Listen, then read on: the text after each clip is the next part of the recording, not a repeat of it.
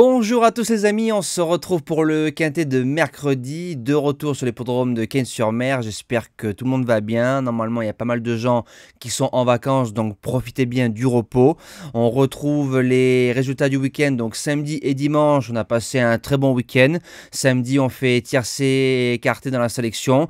Course par course correcte, on passe 2 de nos 4 objectifs de la journée.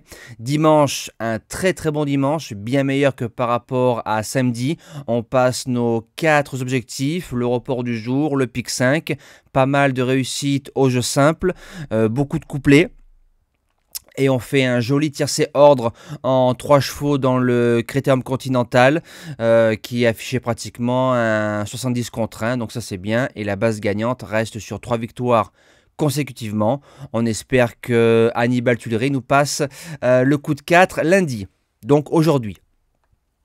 Présentation du quintet de mercredi, donc ce n'est pas le prix Picardie normalement qui est support de Paris à la carte, pas à 7 partants.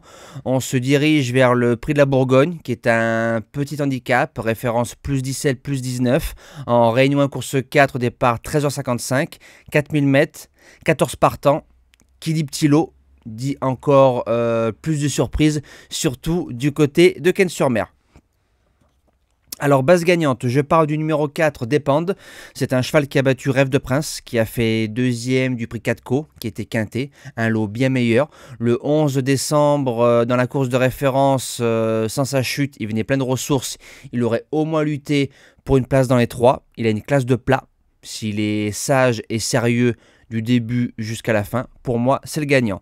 L'opposition, le numéro 13, Baseball.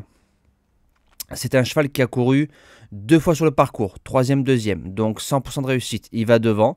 L'entraînement Pitard qui est en feu depuis le début du meeting d'hiver hivernal à Cagnes-sur-Mer pour son premier quintet. Il a sa place dans les 3.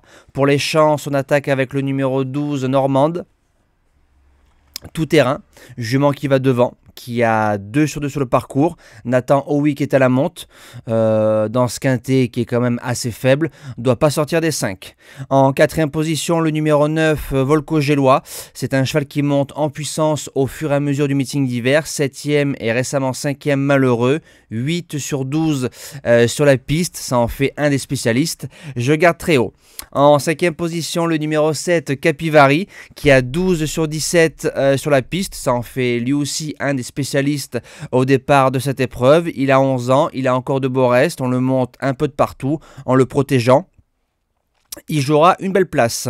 En 6e position, le numéro 5, Fou du Brésil, a lutté avec meilleur par le passé. Il redescend en 51,5 de valeur dans ce tout petit quintet. Il sait tout faire. En 8 chevaux, il est indéboulonnable. En 7e position, j'ai mis le numéro 11, Château Yogourt, qui a 5 sur 5 sur la piste, 2 sur 2 sur le parcours. Par contre, c'est un attentiste. À Cagnes-sur-Mer, je ne suis pas fan. Mais, comme il y a 2-3 chevaux pour aller devant, si on se fait mal, c'est un cheval qui peut venir sur la fin et prendre une belle place. Et pourquoi pas mieux. Et je termine avec le numéro 1, j'ai mis les 2 fois parce que je pense qu'il y en a un des deux qui va rentrer. Tonnerre de Dieu qui sera monté par le jockey maison. J'en attendais un peu mieux depuis son début de carrière. Maintenant, comme sa valeur n'est pas folle et je pense qu'il a quand même lutté aussi avec un petit peu meilleur pour être 4e, 5e, c'est tout à fait jouable. Moi, je vous dis à demain pour le retour des quintets sur l'hippodrome de Paris-Vincennes. Passez encore de belles fêtes et bon quintet à tous.